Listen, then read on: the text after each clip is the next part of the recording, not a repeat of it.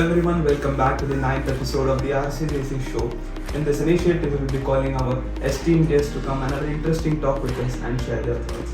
I, Rotaract Interact, the Chairman and Venues and the Joint Secretary of the club, will be the host for this episode. Today we have with us someone who has turned a passion into an entrepreneurship journey. The founder of the Bombay lettering company and calligraphy and design studio, who has esteemed clients like that of Google, Reliance, and actors like Siddharth Malhotra, Priyanka Chopra, and many more. Presenting to you Ms. Sanjana Chatlani ma'am. Hello ma'am. Hi.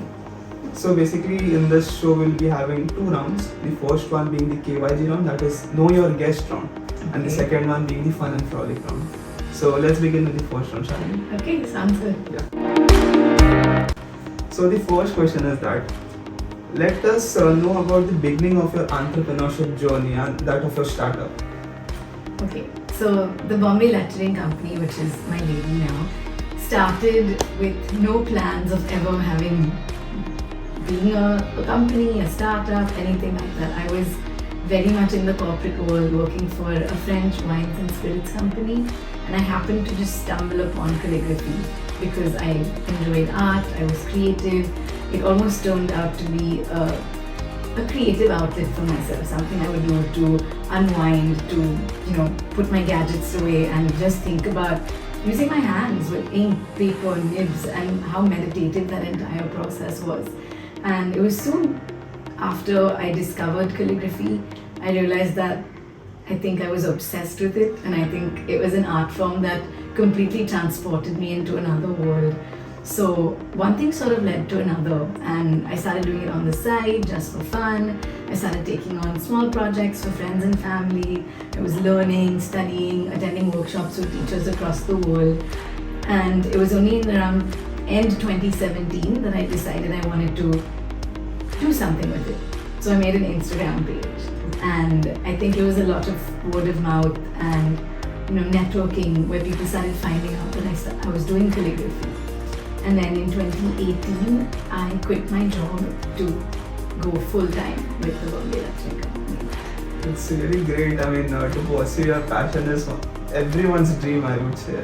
Yeah, because I think we find things that we're really passionate about, but what people struggle with is to figure out how to convert that passion into a profession. True. And it doesn't necessarily even have to be converted into one.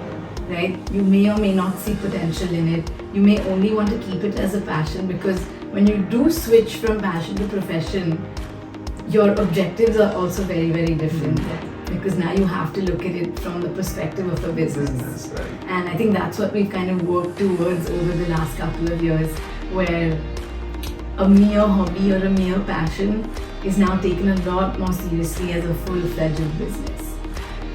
But it's been fun. Yeah. So, secondly, we would love to know about your most interesting project that you have worked on till now. Oh, we've done a few really, really nice ones. I will take you back to right in the beginning, wherein I started doing just calligraphy, which was ink on paper, different styles of calligraphy, where people didn't really know what you could even do out of it. We had to visually show people saying, oh, this is what I can do for you.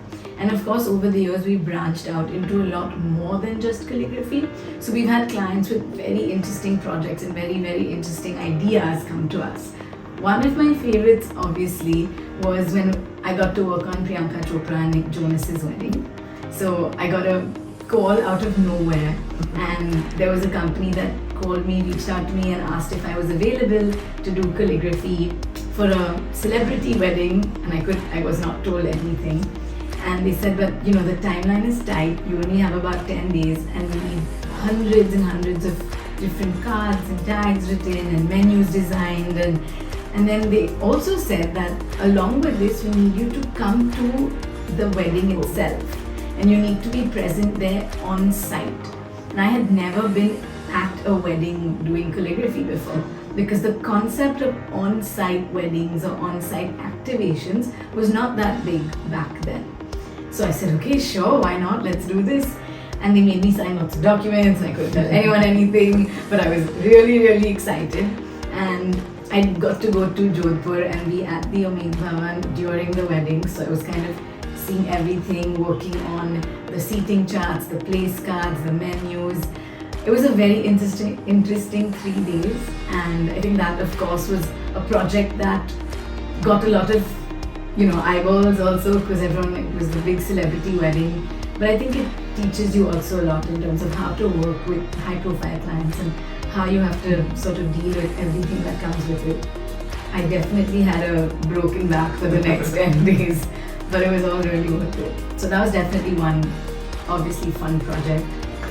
Another one that really stuck with me, which I think was a very meaningful gift, was we got a mother who just delivered and she just had a baby boy, and it was her sister and her that came to me saying we want to create a beautiful box, so a keepsake box with letters for our child to read every year when he grows up. So she said, the way we do it is it has to be something that lasts very long, and they really beautifully wrote down like life learnings and lessons from the alphabet, so from A to Z. There were 26 letters with 26 key life lessons, not lessons, but guidance points or whatever. And so each letter had a word and had a description, and we had to put them into this beautiful box, and the whole box had to be like gifted. And it's been about 4 years now, and that child apparently can now start getting his letters. So that's just one of the many very interesting things that people come to you to get done, because calligraphy is an art form that it's you're bringing words to life, and I think people really cherish and value something that's handwritten and hand done. To that, we hope that you keep on getting such more and more interesting projects. Well, the next question is based on your toughest moment in your entrepreneurship journey yet. So if you could share with the audience. I had a few tough ones. One was when I had to decide to quit my job to go full time with my calligraphy. So I think that was a tricky one, because 5 or 6 years ago, when anybody would ask me what I did professionally and I said I was a calligrapher, no one took me seriously, because nobody believed that you could build a business out of an art form like calligraphy. So it was very hard to explain to them and show them that it is a real profession and I can make a living out of it. And then when I had to convince people that I'm letting go of a really, really great job to follow this passion because I believed in its potential, I think that was a difficult, because you're questioning yourself, you're wondering, what if this doesn't do well? What if it fails? What if I, can't do what I'm thinking I can? So there are all sorts of really scary thoughts that come into your head, because you're at this crossroad and you have two great choices. But I think I realized that age was on my side and I had the liberty to fail. I had the freedom, and I had, I could fail, and the worst case would be that I could pick myself back up and maybe go back into the corporate world. And that's the worst that could have happened. So, I never wanted that sense of regret. I never wanted that sense of what if. So I did take the plunge. So that was a really hard choice. Another one could be, I think, as a business owner, as an entrepreneur, you have challenges every single day. So there's never huge sort of problems or mistakes or decisions, but it's actually on an everyday basis that there are so many decisions you have to make. I had to move into a new office and I had to hire new people, and that was a hard one, to know whether we could sustain overheads and rents and salaries. But I think you just take each day as it comes and kind of works itself out. Yeah, the dialogue from the Harshad Mehta web series, Risk Hai To Ishq Hai thing, 100%. actually worked out over here. 100%. Yeah. So the next question is that the name of your startup, that is Bombay Rotary. So how did it came into existence? So when I was deciding what I wanted to call my calligraphy company, I made a list of many names. I obviously thought of all kinds of names. But then I narrowed down and I said, I want my logo and brand name to explain exactly what it is that we do. I didn't want to do something as generic as, I don't know, Mint something designs or Lavender something studio, or a name that was where you would have to have a tagline to explain what it was. I wanted it to be very immediate for someone to understand what it is that we do. And then I said, okay, I don't want to restrict myself to the word calligraphy because calligraphy and lettering is quite broad. And a lot of people still don't know calligraphy. So I thought lettering sounded like a more correct word. And then I thought of what's the one thing that's very true to my identity or something that's me for so many years, what feels like home to me or what feels like my base and my core and the one thing I identify with the most. And it happened to be the city I live in because I was born and brought up in Bombay. Not Mumbai, but Bombay, right? So I wanted to make sure that we became like the representation of lettering in Bombay. So when you think of calligraphers or lettering artists in Bombay, you think of us. And that's how we said, okay, it's going to be the Bombay Lettering Company. First I thought Bombay Lettering, but then I said, no, I want it to be a company. So even when, funny story, but when it was just me and I had no team, I would pick up the phone and be like, hello, welcome to the Bombay Lettering Company. And someone would say, oh, you know, I was waiting for a particular email and I haven't received it. And even though I had probably forgotten to send it, I would tell the person or the client on the phone, let me just check with my team and get back to you. And there was no team. Because I think my vision from the beginning was that I wanted it to be more than one person and more than an artist or a freelancer. I wanted this to be an ecosystem around this beautiful art form, covering many aspects and lots of sort of, you know, I would say branches within the world. So I ended up sticking with the Bombay Lettering Company. I'd love to know about your story about, the origination of the name of your company, Bombay Company, Lettering Company. Yeah. So the next thing is that whatever business you start or whatever career you pursue, you need a supporter, right? Who supports you during a tough time. So who has been your biggest supporter up till now? My parents. So my parents from day one have encouraged and supported me for whatever I wanted to do. And even when it came to deciding to quit my corporate job and go full-time with the Bombay Lettering Company, they were my biggest cheerleaders. They are the unpaid employees of my company because the amount of work they also do to help me with building my business is really, really something special. And I think, you know, when we have parents around us like that, we really got to cherish that. You know, it's not once that they would shy away from putting in efforts and helping me, whether it's just brainstorming and ideating or physically helping me do work. There have been times I've gotten 1,000 boxes home and I needed everybody in my house to help pack them and everyone would just come and sit. So I think it's my whole family. Parents are the biggest supporter for my mom was here yesterday and we were like, we need you, we have hundreds of boxes to pack. And she came, she sat here, she helped the team pack. So I think I would say it's my family for sure. So as you mentioned prior also that you have worked with celebrities like Priyanka Chopra, Nick Jonas, Siddharth Malhotra for that matter.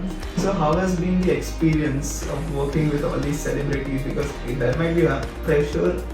So I will tell you, given the kind of work we do now, from calligraphy we've evolved into more of a design, illustration and personalization studio. So we work with a lot of high-end luxury brands. We work with a lot of event wedding planners because we do a lot of wedding invitations, and it's all very service based and service driven, right? And it is very high stress. So when you are working with these HNIs or very like big personalities, there is more pressure sometimes, and the pressure from the client side is also a lot. I think what's happened over the years is we've learned how to deal with it and how to work with them.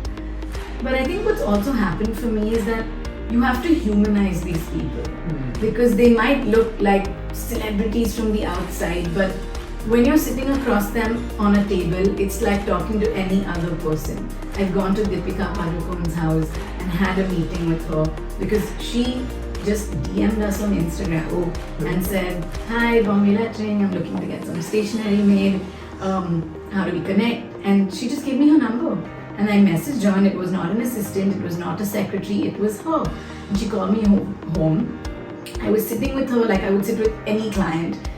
discussing, brainstorming, ideating, planning what she wanted to make for her stationery, and it didn't feel like, oh, I'm sitting with a celebrity at all. And even for Priyanka Chopra and Nick Jonas's wedding, we charged them the way we would charge any client. Because a lot of people came to me saying, oh wow, you must have made so much money on that. And I said, no, not really. I charged them the same amount. Because you'll be surprised that a lot of these clients actually would bargain and expect you to charge less. But no, I've had great experiences, my clients have known. But what I'm trying to say is we normalize it. And that's what gives it a more professional approach also, right? Because when you're working, you cannot be starstruck and smitten and, you want them to feel like you're dealing with the client in a very, very professional way. Dealing with celebrities also gives a boost to your business at times? Yes, I guess that's the one thing, right? When you work with celebrities or very high brands, it adds that sense of, it just validates things, and I guess it puts trust in people's minds that, oh, okay, if she could do this for Deepika, I'm sure she'd do a good job. And I think it's nice. It's nice to get recognized by the celebrities or the bigger brands. It makes you feel like we're doing something right. So the next question is that with the wave of entrepreneurship all over the India, it has been the highest up till right now, right? So what are your views on its high wave of entrepreneurship? Or where do you see our country in the coming years? I think India is currently like a country of entrepreneurs. Think about it. The chai wala who's opened up a cute cool chai stall is almost an entrepreneur in his own sense. Our country is, and I have so many friends today who are talking about leaving India, moving to Canada to get citizenship, because that's a really big thing right now. And I look at them and I'm just like, we are in the land of opportunities, because I genuinely feel India is booming. India is open to experimenting, exploring, looking at. I have a calligraphy company, right? And it's been accepted by people. I have all kinds of clients who are open to trying and paying for, good quality things. And I feel like today India has a great spending capacity. You are finding people who are willing to spend on good quality things. So when we talk about entrepreneurship, I feel it's booming. I think it's great. And I think if everyone, can try something of their own and, give it their all, why not? But of course, it's not everyone's cup of tea. Mm-hmm. So I have friends who still have amazing corporate jobs and are very, very happy with it, because that sense of security is what they want. And the sense of knowing that, they have that 9 to 5, they get paid a fixed amount every month, irrespective of what happens. Because I think being an entrepreneur takes something else. You need to be made a little differently and a little crazy if you really want to kind of, go all out. You need to obsess over your business. You need to be obsessed with it. I think my friends tell me that. They think I'm obsessed with it. Being passionate about business. I think passion and obsession, and they're all so intertwined, because when you are trying to build something of your own, it does require all of that. Yeah. So with this, we have the last question for this particular round. We have a saying that first impression is the last impression, right? So how have you been, winning over your first customers, be it, first business partners or first investors for that matter? So we have not got any external funding at all. So everything is completely our own. But in terms of the first impression, I think that's really important, because, for us, it's all about being very professional, making sure that what we portray out to people is not just some kids doing calligraphy, but it's people who know what they're doing, it's people who know how to deal with their clients properly, it's people who are very, very professional in their approach and excellent at what they do. Because I think that's what we're trying to do. We have to really raise that bar kind of really high in the space we're in. So with this, the first round comes to an end. So now let's move on to the second round, the fun and frolic round. So let's begin now. Okay. So the first question is that, can you tell our viewers about the copper plate collective thing in your company? So the Copperplate Collective is an online course that we launched. I actually teach a style of calligraphy. It's called Copperplate Calligraphy. It's a beautiful style, one out of many, many, many styles. So a lot of people don't know that there are different styles of calligraphy. But there's not just one for like English or Western, but there are so many that I don't think one lifetime is enough to learn all of them. So out of all the styles there are, we teach one which is called Copperplate Calligraphy. It's from England. And what I did last year is launch a pre-recorded online course, which is the Copperplate Collective. Because we got a lot of our own students asking us for the recordings of live workshops. Because in the lockdown, we started teaching a lot on Zoom, online, and we would give people the recording of the session. And then people would come back to us saying, can we extend the recording? We want to re-watch those videos. And that's when it struck us that what if we just build a pre-recorded course wherein people can then watch these videos and classes at their own time, at their own pace, and learn the way they'd like to. Because so many people have commitments and can't make it for a live class.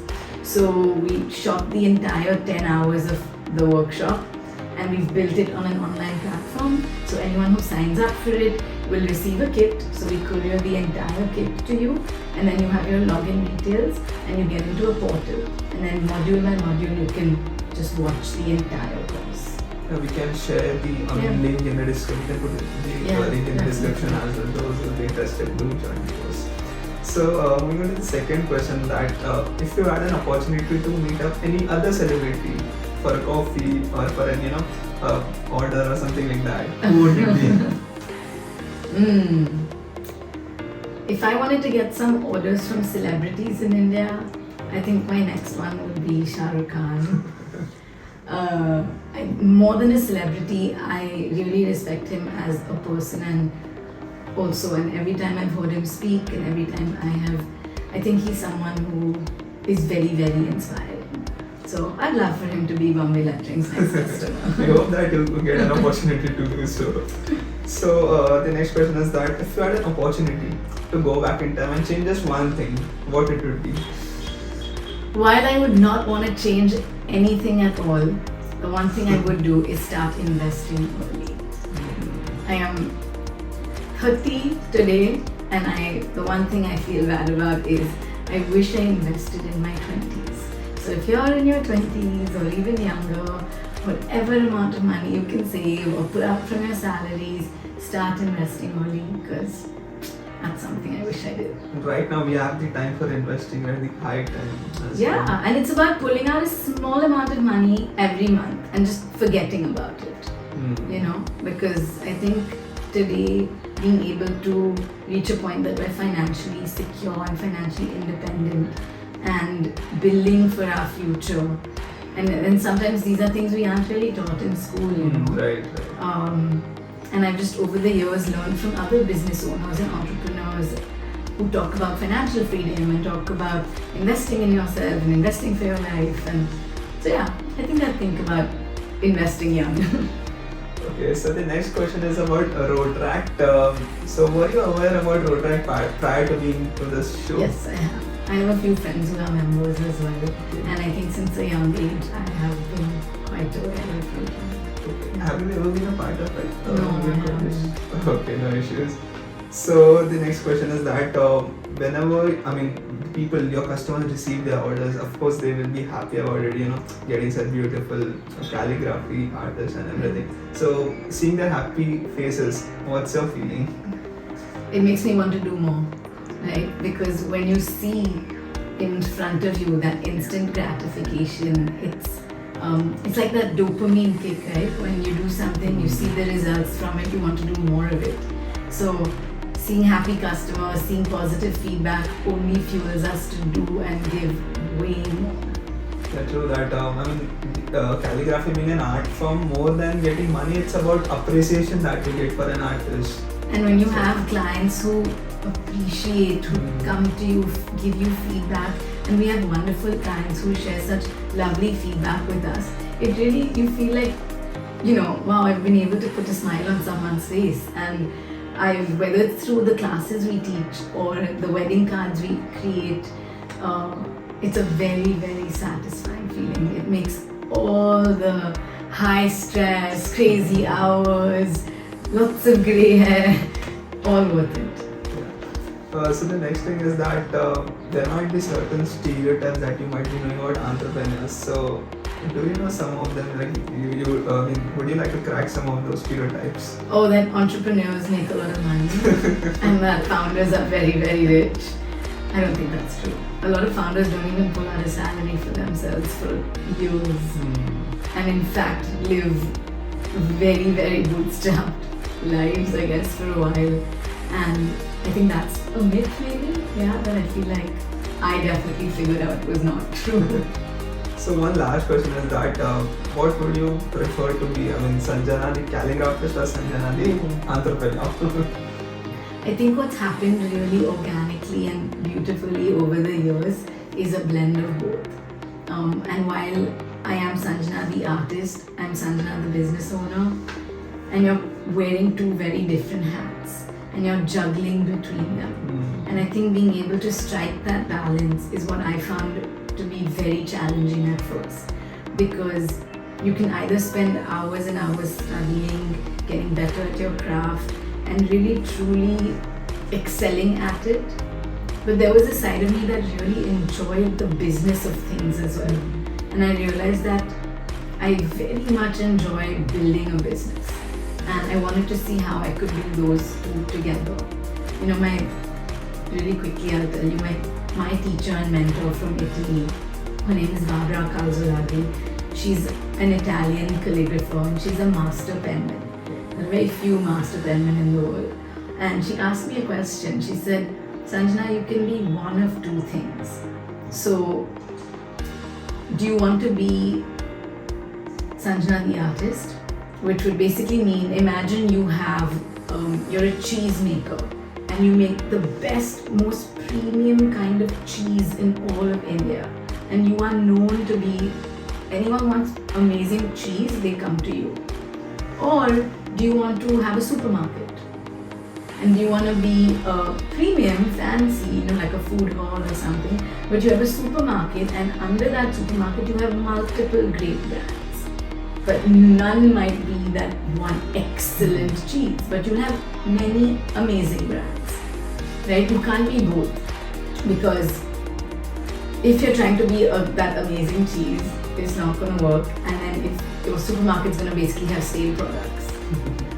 So what she was trying to say was that you can really narrow down and focus on one thing, or you can kind of open up, be a little wider, and it's okay, because at the end of the day, the choice is yours. So I think I like the supermarket option, is what I was thinking. And I really like the idea that we are building an ecosystem around the world of personalization and calligraphy. And the business is going in its own way today, wherein we have different streams altogether. We do have commission work for clients, for corporates, for weddings, which is our core and soul, and we love it. But then we have education, where we teach, we bring teachers in, and we give back. And then we have our e-commerce, which is something we're really working on now to build and scale up. So I feel like the business side of me is growing, but I'll never lose the artist in me also, if that makes sense. Yeah. Thank you so much, ma'am, for being on this show. Like, this was the last question. It was really very much insightful to know about your business, to know about entrepreneurship, as well as to know about the art of calligraphy. You not only make a business out of this, but also educate the young people who are aspiring to start a startup in this particular field of art, that is calligraphy.